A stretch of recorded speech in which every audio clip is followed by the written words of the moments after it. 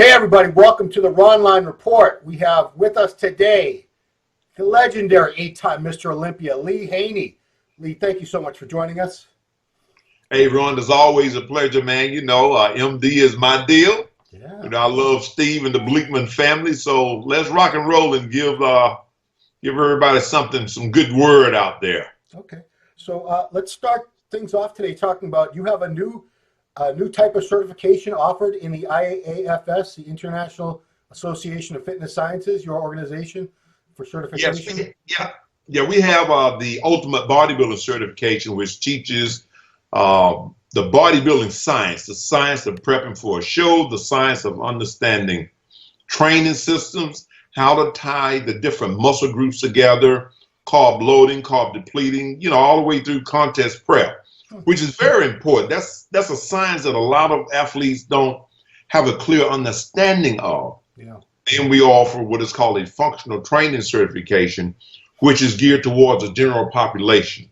For instance, you know, when I'm training somebody like Steve Harvey, I would use a functional style training approach with Steve because his time is limited, so he's in and out.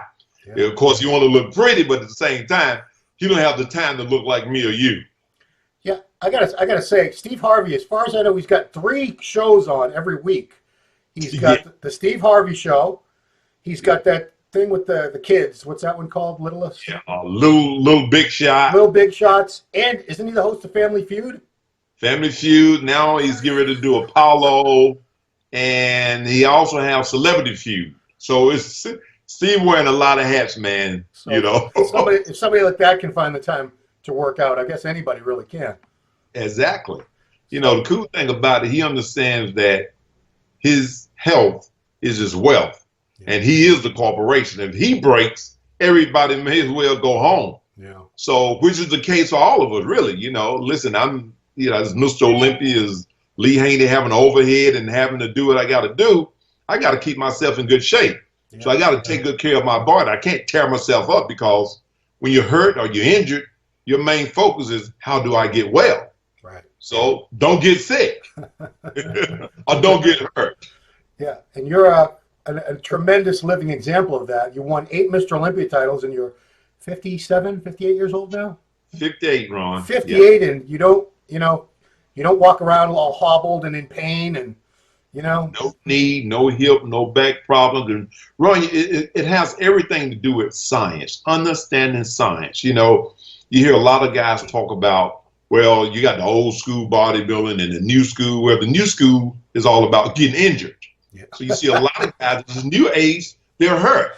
Yeah. Whereby you still see people like Robbie Robertson, Franco Colombo, you know, all of these guys are still training, still enjoying the sport, still out there. They're not ripped apart with injuries. So, you know, where I came from and the guys that I learned from is the ones that I just mentioned, gave me a wealth of knowledge. And that's one of the reasons why I started the International Association of Fitness Science. It's the only certification program that gives the science that's been handed down through the years. Real science, proven science, not something somebody made up or some guru from the internet that created something somebody go out and get hurt.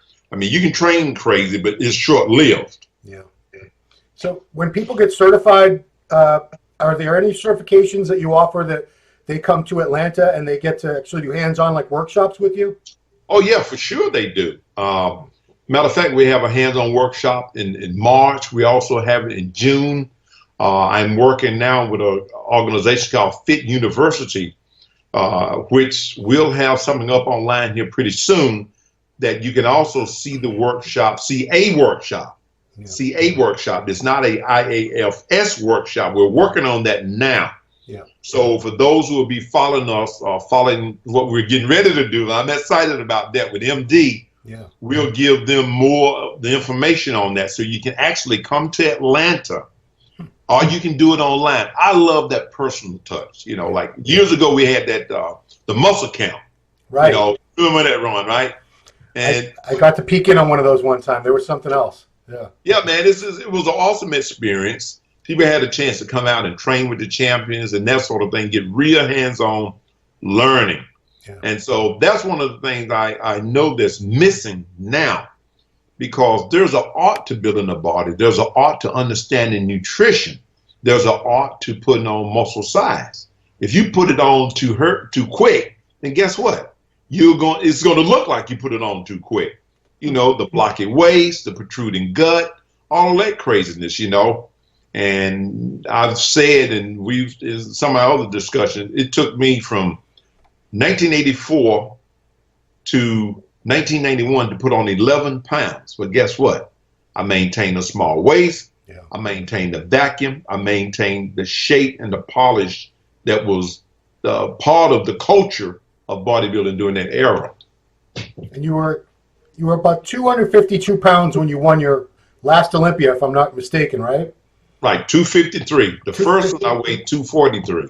And your waist, even at 253, what do you think it was? It was 32 and a half. Wow. Mm-hmm. Yeah. And you were hitting vacuums. I was there actually. I was at that show. So, yeah. Well, I'm going to throw a question out there because you kind of just answered a lot of it, but I wanted to know if you want to add anything to this. A forum member we have on MD named Bully God says, what are his thoughts, you being on the younger guys trying to get too big too fast? Does he feel the people surrounding the younger guys are putting far too much pressure on them, leading to shortened careers? Should they step back and enjoy the process of trying to grow at a slower rate? And this may be the safer route overall. Do you feel well, this is so many questions. Why don't you just comment anything on that before I continue with that? I mean, we do have these guys trying to put on 30, 40, 50 pounds within a year or two now. See, and that's the whole artistry of bodybuilding. You know, bringing it back to what bodybuilding was really meant to be, is sculpturing. You really become an engineer of the physique. You know, adding quality here as you put on muscle size.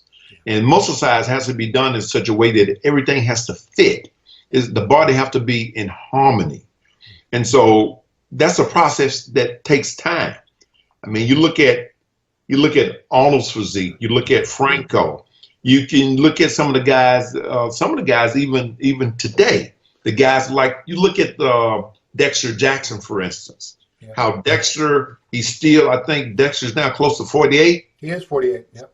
Yeah, and he's still in the game. But guess what? You never see Dexter jump up 10 pounds past his last competition weight. He takes his time, he chisels, and as a result, he looks great every time he hit the stage. Yeah. You know, then you look at a great physique like Cedric McMillan. Cedric is, you know, he doesn't bloom 10 pounds over his last competition weight. Sean Rowland. You got a lot of great physiques out there. I think in Heath, Phil is doing a very good job. He's borderline. You have to be careful, you know. And when you see Phil try to go neck to neck with a guy like Ramy, it'll never match because it's two different kind of physiques. Yeah. So the guys have to be careful to stay in line with who they are. Never focus your mind on defeating this particular guy. I said, I got to be just as big as so-and-so. No, everybody have their own genetic blueprint. And in that blueprint, you can only bring about the changes in your physique in the right way as nature will allow you. I don't care how heavy I train my arms. I don't care how many reps I do. Albert Beckel's bicep peaks were heels. Yeah. Robbie Robinson bicep peaks were heels. So there's a genetic blueprint that's there. If you allow that genetic blueprint to do what nature has asked it to do through good training, good quality nutrition, and being patient, because patience is a virtue, then you'll develop that quality physique and not get yourself all out of whack. Because anything you do too long, too hard, and you want it too soon, it's never going to turn out good. It's like going to like some guy said, oh man, you know, there's this new stock coming out. You can make a 30% return on your investment. Yep. Okay, that sounds real good. But if it sounds too good to be true, most likely it's too good to be true. Mm-hmm. And we know a lot of people that Bernie Madoff made off with their money. Made off. Too good to be true. So I say that to put it in the same context when you talk about bodybuilding developing the physique. If you go at it too crazy, too hard, one that too fast, then you're going to end up injured and torn to pieces. Here I sit, 58 years old. I'm not limping. I'm not in pain. Not having to take any pain meds. None of that because of understanding the science. Yeah, it's all about science. So, you know, the last time we talked, we didn't really comment on. It was probably the biggest story of the years. A native Georgia bodybuilder, only 26 years old, Dallas McCarver, and kind of a perfect example of what we were just talking about. He was getting bigger and bigger at a rapid rate.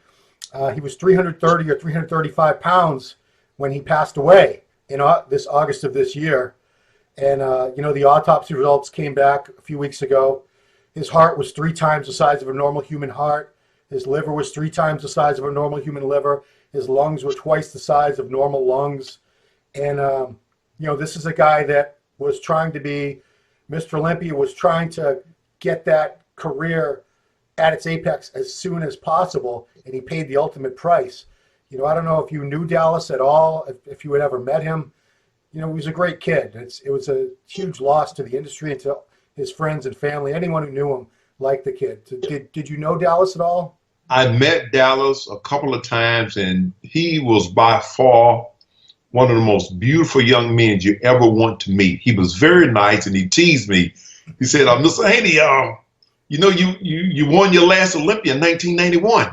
That's when I was born. So he was teasing me about being a grandfather, you know. Yeah. So we laughed and had a great time. But Dallas, it was such a shock and a blow to the industry when we heard about what happened. But you know what? If I would have had my brothers, if I would have had my hands on Dallas as a trainer and any young athletes like that, I've always tried to use wisdom and plant the seeds of wisdom in the minds of these young athletes.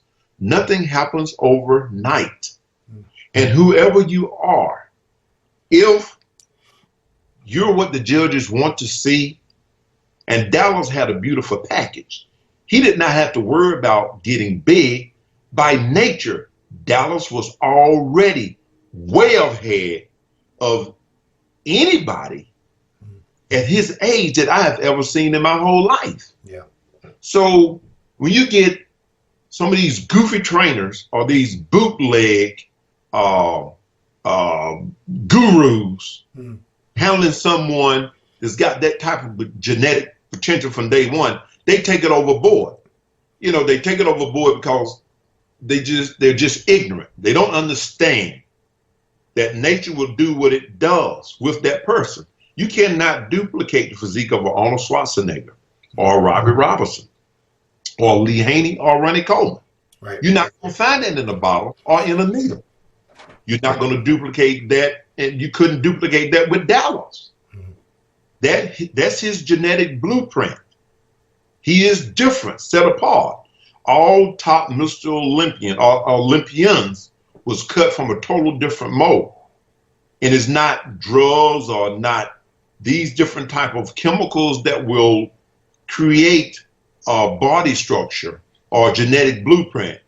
It has to come from, it's got to be a God-given thing. Yeah. And you build upon that blueprint with great nutrition, with the right training principles, longevity as far as training. It doesn't happen overnight. You know, I've noticed in my own development. I remember starting out with nice chest, and this thing, you know, a few years later, I developed a double split in the chest. Like, oh man, check out that characteristic that's coming in there. Then all of a sudden, I developed feathers in the thighs. Well, they wasn't there at first. But over a period of time, those characteristics are brought out in the physique. Only time can do that. But you can lean towards the chemicals and that sort of thing, and you can tear yourself all to pieces, internally and externally. Yeah. Now, I don't know if, you know, no one, they were speculating as to what he may have been using. And, you know, just based on his blood work alone in the autopsy, you know, things were so much more conservative back in your day, so much more conservative. I've talked to a lot of guys who competed in the 70s and 80s and into the early 90s. And it was really, tip of the iceberg compared to what's out there now, what's being used, the different items and the amounts. You know, do you think it's overkill? I mean, do you think anyone really needs to be using as much? I mean, there's speculation that some of these guys are on 10 or more grams of just gear alone a week, and it has to be overkill. I just want your opinion. That's ridiculous. It is overkill. And again, your genetic blueprint of who you are will develop according to time, according to training systems, according to great nutrition. That's it. You know, listen, you can put, I don't care what you put on Pee Wee Herman. At the end of the day, he's still Pee Wee Herman. Pee Wee Herman. Just like putting 14 karat horseshoes on a donkey and $1 million saddle. At the end of the day, he's still a donkey.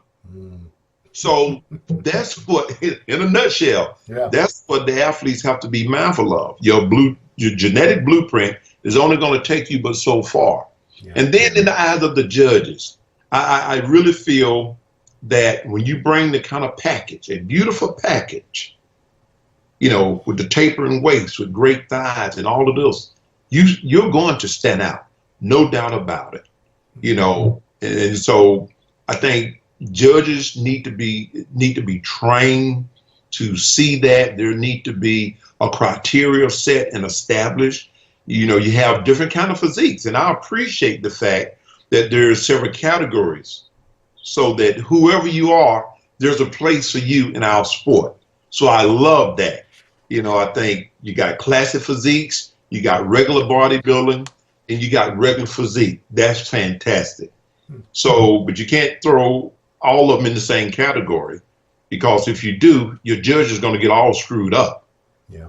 As we sort of see that, you know, you got Ramy, okay, you got Ramy, but all of a sudden you got Sean Roden. Sean Roden and Ramy don't belong in the same stage. Two different kinds of physiques. You know what I'm saying? Yeah. So you can't ask Sean to look like Ramy. Well, you have to determine what you want to see and what you want this particular category to look like. Yeah. See, and it's good that there's several different deals. Winkley, you know, he and Ramy, okay, that's different physiques.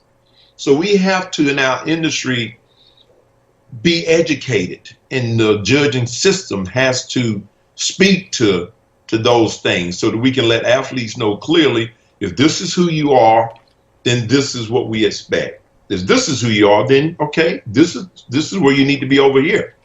And I've seen some changes like that take place. I really admire what Mr. Mangan is doing with the NPC, having created a new category. I like what he's done in the Pro League with the IFBB, whereby we now have the classic side of bodybuilding too. So there's some great things in the works now. Yeah.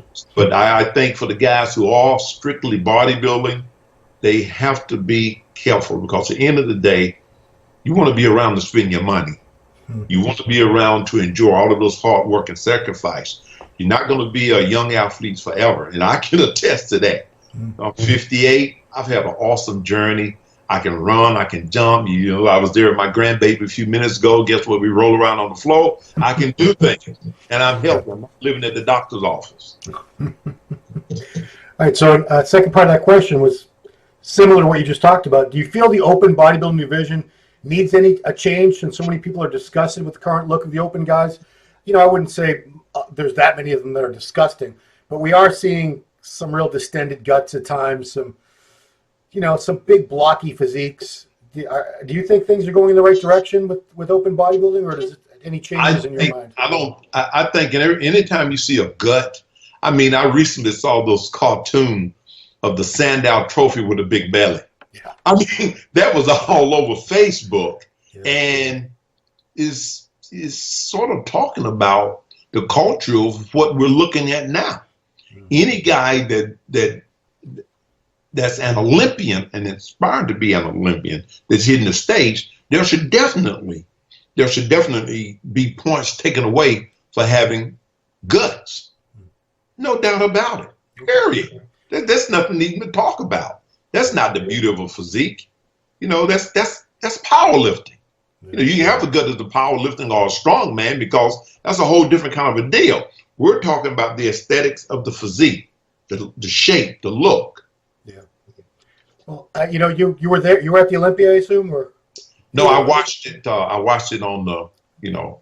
So Phil Heath had some abdominal distension, to be sure. You know, he had a double hernia, it turns out, but still, nobody cares what the reason is for what they're looking at. We're still seeing what we call a bubble gut. I mean, were you a little surprised that he was allowed to win Olympia #7 with that? Well, you know, who else on the stage had a bubble gut? See, if you could talk about a butt and gut competition, then who got the smallest gut is the one who wins. You understand? Yeah. You know, as I said, I don't agree with having a gut whatsoever. Right. It's nothing beautiful about bodybuilding. I think it really hurts the way in which the general public view the sport of bodybuilding. I mean, and you have the entire culture of bodybuilding as far as the fans are disgusted. I mean, and they let it be known. So I think the judges need to do a better job at establishing a criteria and say, okay, we're not going to cross this line. If you go across the line, you're going to be penalized. That's pretty easy. That's very easy to do. I mean, there's been a lot of speculation that Classic was created for that, for the people that want to see the small waists and the vacuums and the nice pretty shape and the crisp muscularity. And that they were sort of going to let open stay the course it was on with, you know, just raw mass, bigger, even if the waists got a little blocky. Nah, that should never be. I mean, Muhammad McCarver handed me my first spanking. Muhammad he was like, what, 5'4", 152 pounds. Yeah. Yeah, okay, guess what?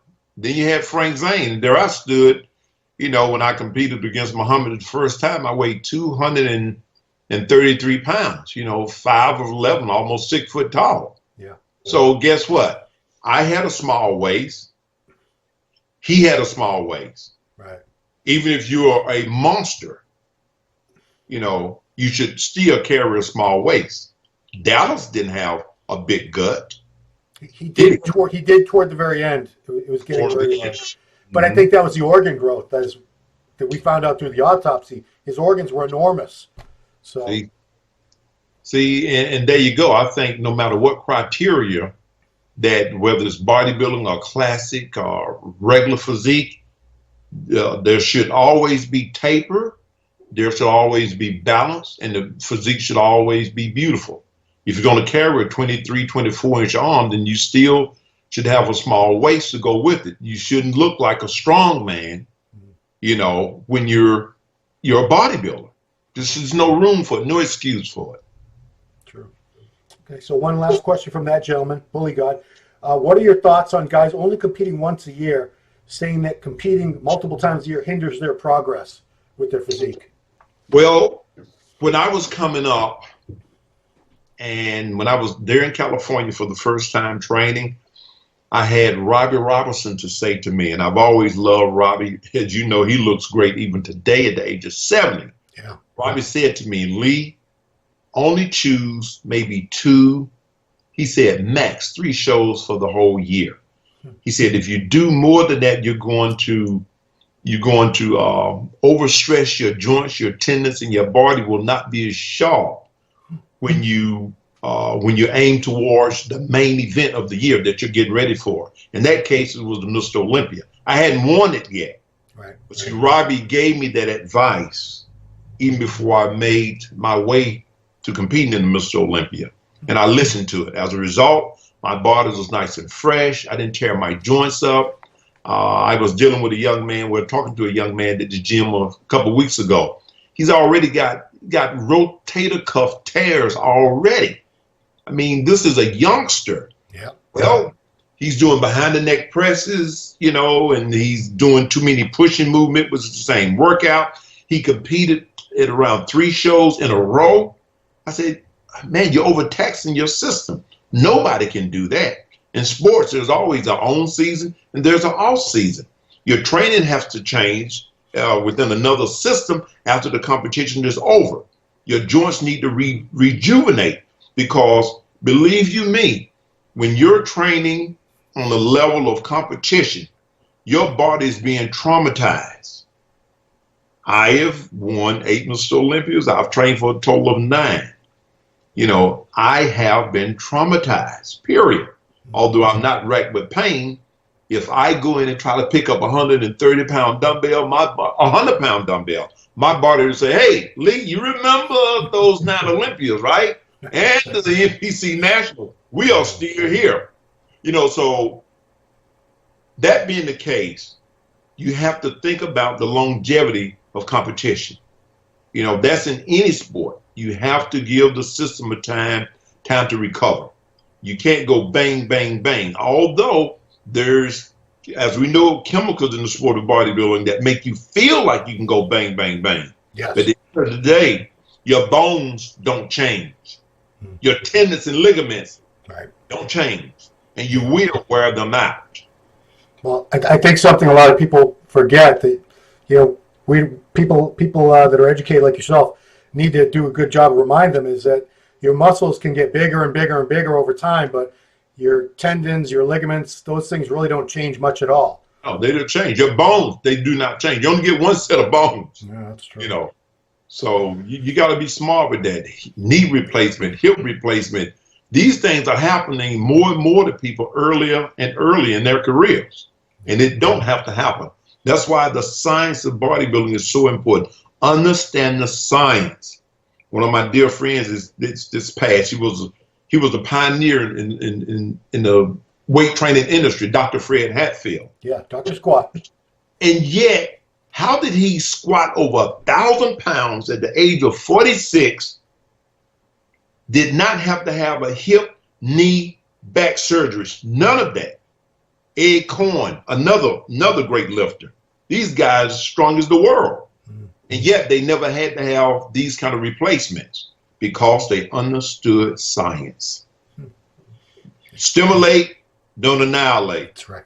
That's my thing, man. Now you have all your original parts, Lee, right? Shoulders, knees, all that. Got all of them, every last one of them. I just don't have the hair, you know. I have to wear this to keep my head warm these days. You pull off the bald look very well, I got to say.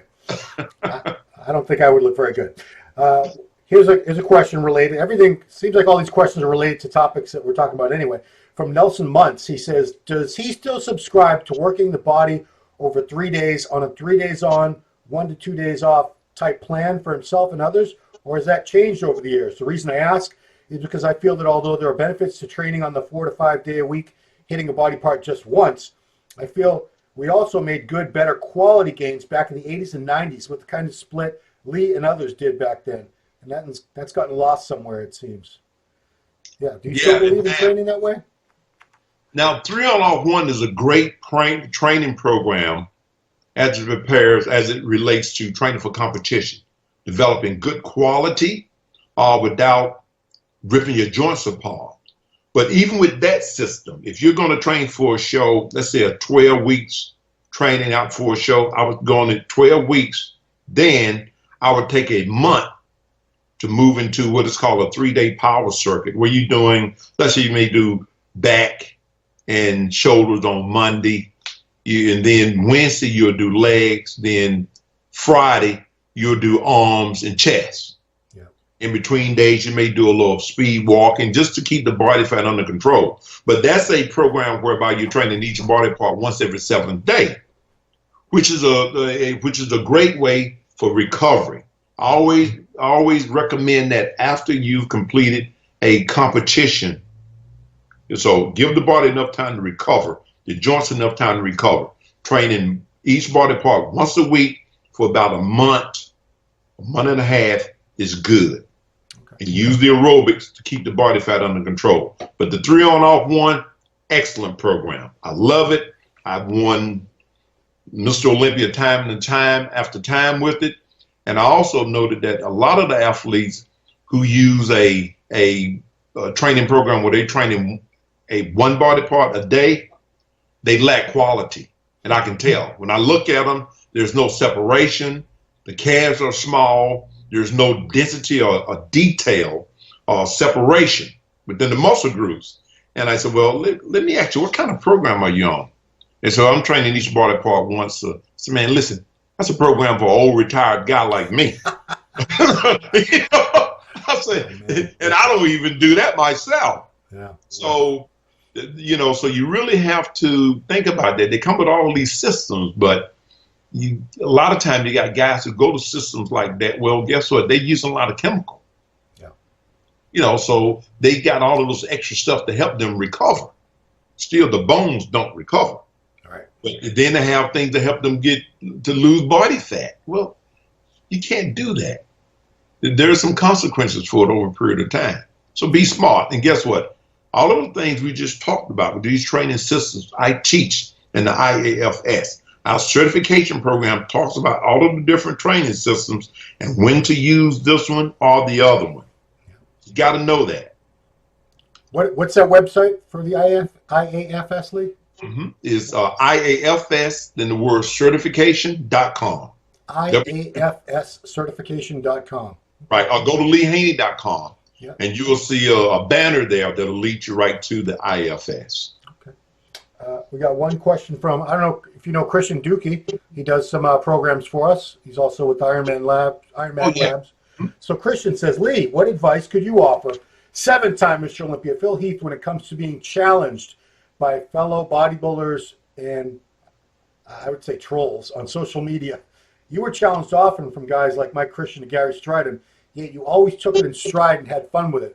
I don't remember you ever being like angry at anybody when they were, you know, you guys had more of a friendly type of rivalry, I would say.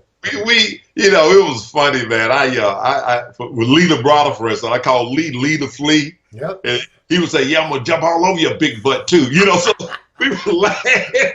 And then with Rich, I would call him Rich the Itch because he never went away. Right. So we always laugh, you know, we had fun. We all realized that this is how we make our living. You know, we want to entertain our fans. We want to have fun. And all of us was just a cool group of guys. Yeah. You know, of course, I think we were a little bit more mature in years also than some of the guys coming on now. They look at things a little bit differently. You know, we had other champions to aspire to, like Tom Platz gave all of us a piece of something to look at when it came to class. Frank Zane was very classy. You know, all of us, man, he was a hot dog. I mean, listen, he would push your button, but you would never get angry at him. He would say things that would sort of, you either was sure of yourself, and if you wasn't, he would make you doubt yourself. Yeah. So he would have a way of playing mind games with you, but everybody laughed about it. You know, it was just a different type of era. We had fun. We didn't take each other's jokes too serious. Yeah. So now, man, I just, you just got different people, you know, and you just got different. They have so much more access. The fans now, you know, they could write letters to you or whatever, or maybe they could go to your seminars and put their hand up and ask a question. But these fans now have almost total access 24/7 to the champions. Like, you know, Phil Heath's got his Facebook, his Instagram, his Twitter. So they can post, Phil, you suck. You have a big gut. You know, I mean, he has to listen. I guess he could ignore it. Maybe he should ignore it. But, you know, what do you think? How would you handle it if you were a bodybuilder, if you were Mr. Olympia now in 2017 and you had fans that were able to, you know, insult you and cast aspersions as well as give you praise all day long? Well, you know something, that's part of the journey, man. You know, you have to take the good along with the bad. And then you also have to take into account, well, is what they're saying true? you know what I mean? Yeah. Do I suck? Do I have a big gut? I mean, you know, you can look in the mirrors if your belly's hanging over your drawers, and guess what? Maybe I do have a big gut. Maybe I need to do something about this thing, because fans they're going to tell you the truth. Some people may exaggerate a little. I got some people say, well, I think Dorian was better than Lee. And I respect that too. I think Dorian had his strength, you know. He had great body parts, and whereby maybe someone was better than mine, but that's A-okay. Yeah. You know, both of us were champions. You know, Dorian got the highest of respect for me, just like I got the highest of respect for him. and I love his fans as well as my own. But you know what was cool about, I think, during reigns and my reigns, I never received a boo. You know, the audience is going to let you know. I never received a boo. During never received a boo. You know, not that I've heard. I didn't get to go to all of the Olympics, but I never heard that. You know, so I think if you bringing the right person or the right look to what you're doing, you know, and you're following the criteria of a true champion, then the fans will let you know. I never had nobody say, well, Lee, you got a big gut, you know, or you got, you know, you something, because I made sure I didn't have a big gut. Right. So, yeah. Obviously, you would just ignore that because it was ridiculous. So last thing I'd like to get your commentary on is, you know, right after we spoke in early September, we had a huge split between IFBB, I guess it's now IFBB Pro League and the NPC over here, and you have IFBB, and that's Jim Mannion. Then you have IFBB Elite and IFBB Amateur over here, and you know, you've known Jim obviously for, you know, going almost 30 years, or is it more than 30 years? More than 30, yeah, almost 40 years, and you've also known Mr. Santoja for many years too. So, you know, having known both men and everything, was it kind of tough for you to see that happen? Well, as far as the IFBB is concerned, the amateur league, you know, I've gone to several different countries in Europe and so forth, and really enjoyed my time there, and got a lot of fans there, a lot of friends. So I highly respect Mr. Santoga and what he represents there with the IFBB Amateur League, and Mr. Mannion here in the U.S. And he's been a dear friend of mine for the last few years, and of course that's where I got my start, you know, through the NPC, which is now all over the United States. I got the greatest of respect for both of them. I think in the world of bodybuilding, there's, you know, sometimes competition is good.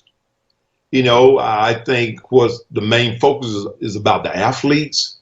And if the athletes are being taken care of, and if they get opportunity to showcase their hard work, you know, and whoever is able to provide the best of that service, that's my concern, that service continue to grow and to move forward, and the opportunities continue to move forward. And when both organizations leads back to the Mr. Olympia. So there you go. I think that's ultimately where everybody want to be, where they want to go. Of course, you know, I'm pro NPC because, you know, that's where I'm from. I was the first NPC junior and national champion. Mr. Mannion is a dear friend of mine. I got the greatest of respect for him and what he's able to do over the years. Our relationship has been very close. You know, as you know, I work with young people. Well, Mr. Mannion has been there with me in helping to promote my mentoring program for kids all of these years. You know, so, and that's something he'll never say, have never shared, but I'm sharing it because he's a friend of mine, and I've seen him, you know, put his heart and finances into helping in situations like the one I'm trying to help in. So, you know, we'll just have to wait and see what happens. I know that, like I say, with Mr. Mannion's organization, the NPC, it has proven itself over the years. You know, everybody that's in the world of bodybuilding, from Ronnie to Jay Cutler to myself to Sean Ray to Mike Christian, we've all been a product of the NPC.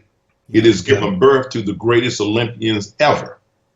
And so we'll have to wait and see what the amateur league of the IFBB, which now I think they've now just started the pro league. What will happen there? It has no track record yet. And still, the big shows that I think most bodybuilders, when they dream about being the best, they think about being Mr. Olympia, the Arnold Classic champion, And, you know, Mr. Olympia is firmly an IFBB Pro League show. So you have to go through, you know, NPC and IFBB Pro League to get to that, the ultimate title and the ultimate contest. Mm-hmm. So I think that's a great thing that they'll always have, that Mr. Santoa's organization unfortunately doesn't have. So could be a major factor, the Mr. Olympia and the Arnold Classic. Before we go, Lee, we were talking before we started recording. You know, through your IAFS organization, you come across a lot of common questions. There's a lot of information that needs to get out there. We were talking about the possibility of you. You know, we definitely would love to give you a platform on MD to bring some of that information that you share with all the IAFS students to the rest of the world. What do you think? Well, listen, man, I'm excited about it, and I love teaching. I love getting the right knowledge and the right information out there. And I feel, well, without a doubt, MD is the source and has the ear of the entire bodybuilding community. So I'm looking forward to sharing information and answering some of the questions that the young athletes out there may have about training, how to get from point A to point B. Very important, in a safe way and in a effective way. You know, I've been there, done that. So being able to share that information is fantastic. I mean, I got young athletes that fly in, they'll spend 2 or 3 days with me here in Atlanta. I put them on the right training systems. I make sure that it's in line with their genetic blueprint, in line with where they want to go, and in line with not over training, stimulating, and not annihilating. Because at the end of the day, I want you guys to be healthy, not to be hurt and injured. Awesome. I'm very much looking forward to that. That's something we can, you know, 2018 is an unknown, but I mean, that's something I'm already looking forward to. All right, Ron. Thank you so much for the idea. I don't know why I didn't think to ask you about it. Well, I'm smaller than you, Ron. Old people have things floating around in their head, you know. I try to get wiser as I get older, but sometimes it doesn't seem to be happening at the right pace. It's not quite matching. I'm getting older, but not wiser. Oh well. But I thank you so much, Lee. I wish you and your lovely family the happiest of holidays over this coming weekend.